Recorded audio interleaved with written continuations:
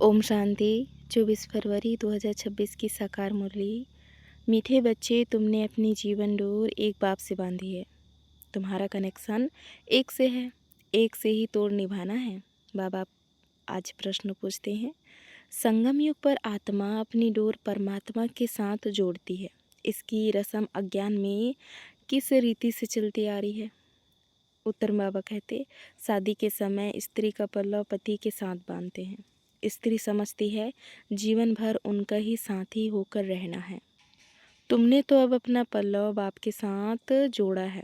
तुम जानते हो हमारी परवरिश आधा कल्प के लिए बाप द्वारा होगी। गीत है, जीवन डोर तुम ही संग बांधी। ओम शांति।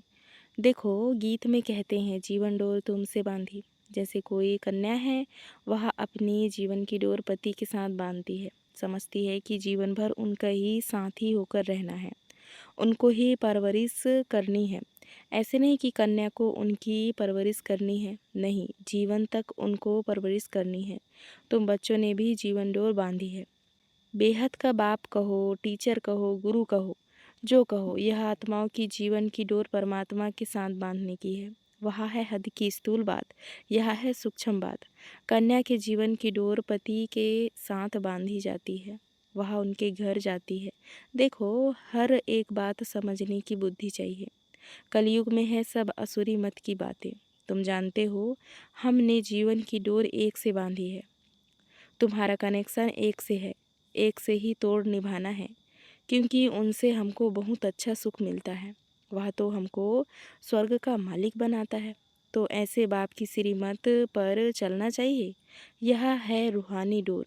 रूही श्रीमत लेती है, असुरी मत लेने से तो नीचे गिरे हैं।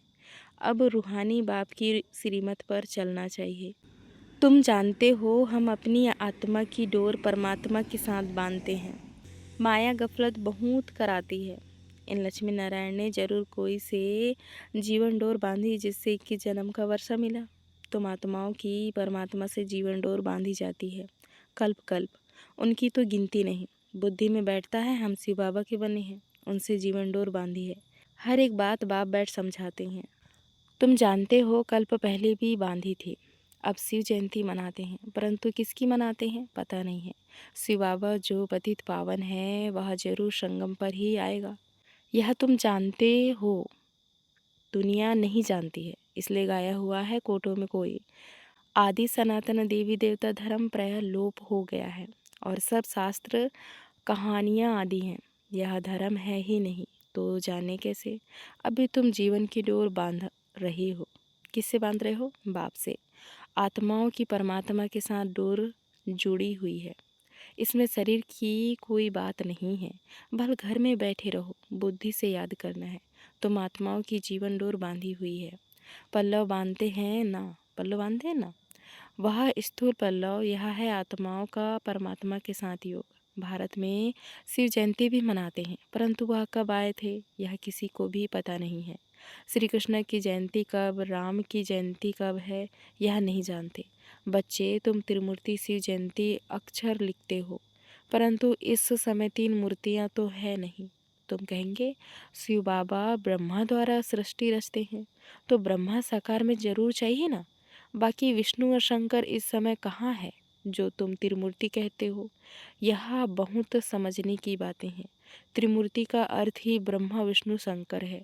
ब्रह्मा द्वारा स्थापना वह तो इस समय होती है, विष्णु द्वारा सतयुग में पालना होगी, विनाश का कार्य अंत में होना है। यह आदि सनातन देवी देवता धर्म भारत का ही है।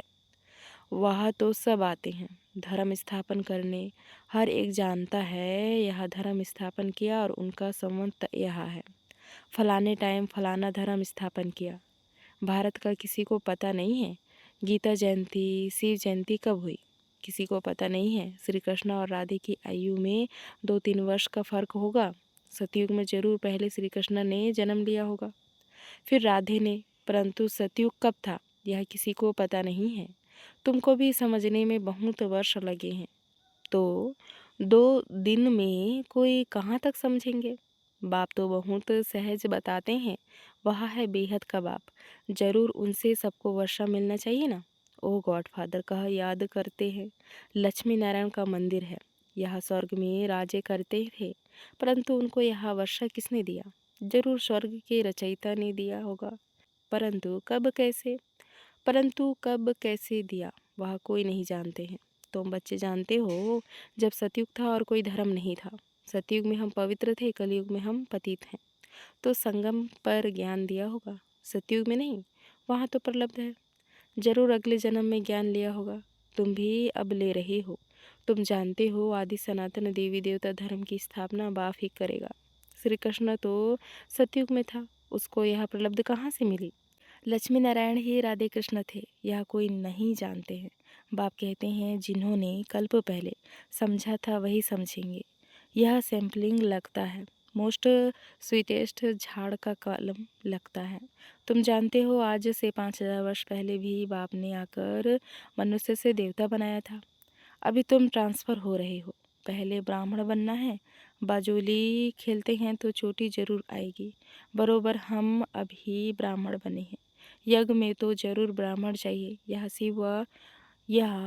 यह शिव व रुद्र का यज्ञ है। रुद्र ज्ञान यज्ञ ही कहा जाता है। श्री कृष्ण ने यज्ञ नहीं रचा।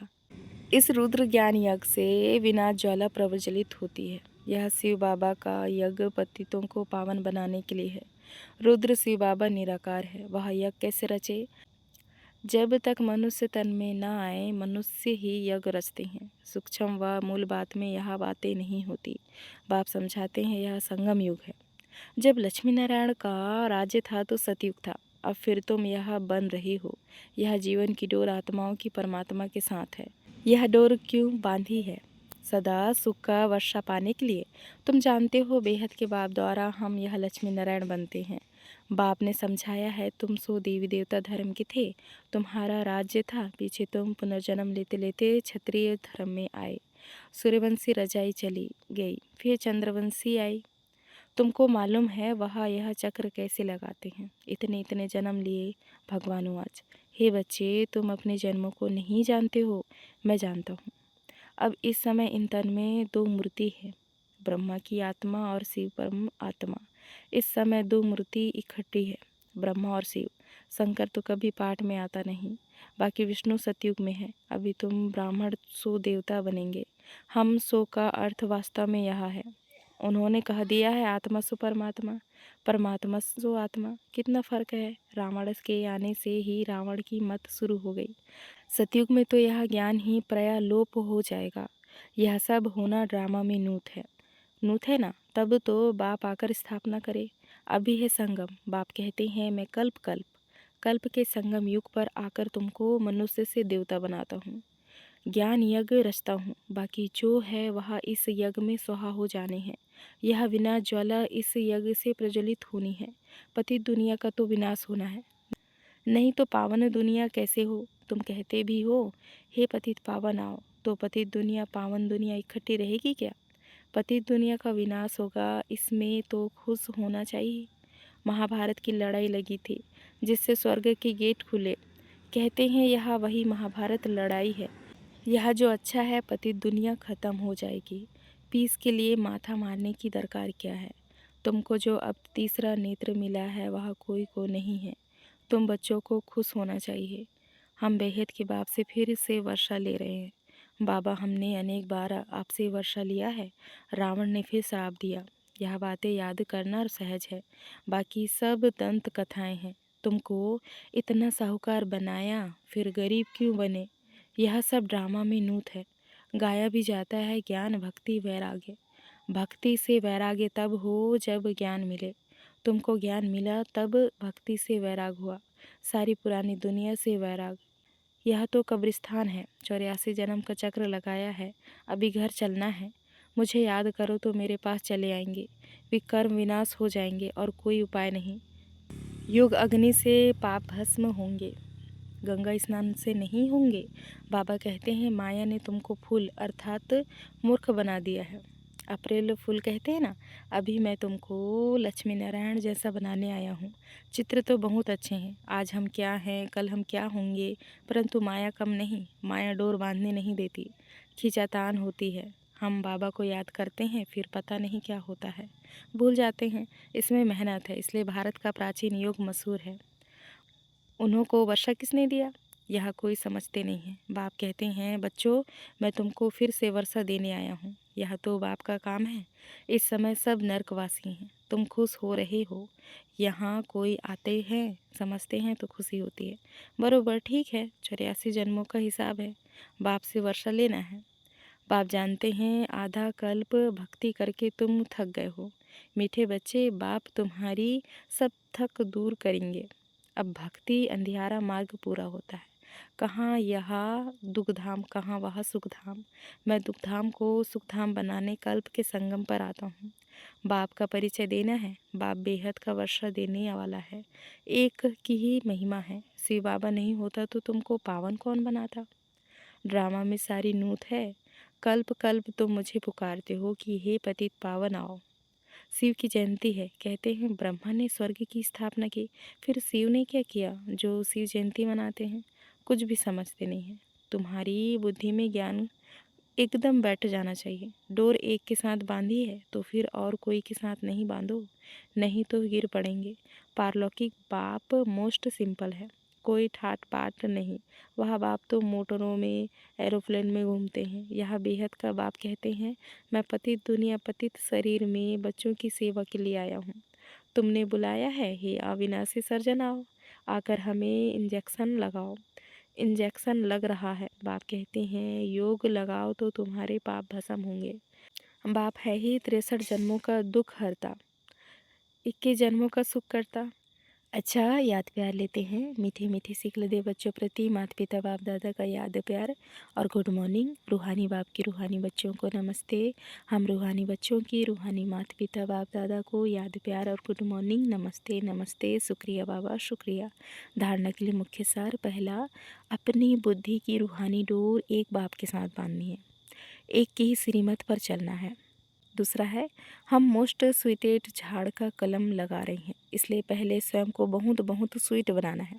याद की यात्रा में तत्पर रह विकर्म विनाश करने हैं। वरदान है आज का, मनन शक्ति द्वारा हर पॉइंट के अनुभवी बनने वाले सदा शक्तिशाली मायाप्रूप विघ्न पुरूप भव। विस्तार है, जैसे शरीर की शक्ति के लिए पाचन शक्ति व हजम करने की शक्ति आवश्यक है, ऐसे आत्मा को शक्तिशाली बनाने के लिए मनन शक्ति चाहिए। मनन शक्ति द्वारा अनुभव स्वरूप हो जाना, यही सबसे बड़े से बड़ी शक्ति है। ऐसे अनुभवी कभी धोखा नहीं खा सकते, सुनी सुनाई बातों में विचलित नहीं हो सकते। अनुभवी सदा संपन्न रहते हैं, वह सदा शक्तिशाली मायाप्रूफ विघ्नप्रूफ बन जाते हैं।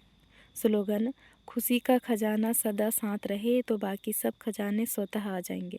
कौन सा खजाना? खुशी का खजाना। अव्यक्त इशारे, एकता और विश्वास की विशेषता द्वारा सफलता संपन्न बनो।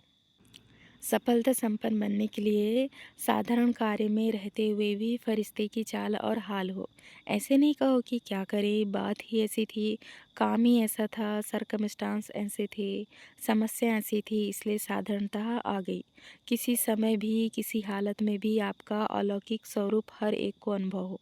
जैसी बात वैसा अपना स्वरूप नहीं बनाओ, बातें आपको बदल ना दे, तब सबके समीप आएंगे और एकता का संगठन मजबूत होगा। अच्छा, ओम शांति, शुक्रिया बाबा शुक्रिया।